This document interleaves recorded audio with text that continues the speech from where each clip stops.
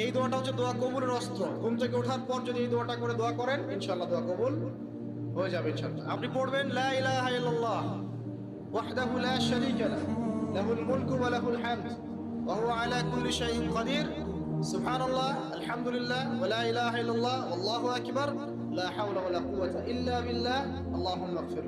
এটা পড়ার পরে হাত তুলে দোয়া করেন, যা দোয়া করবেন তাই পাবেন ইনশাআল্লাহ।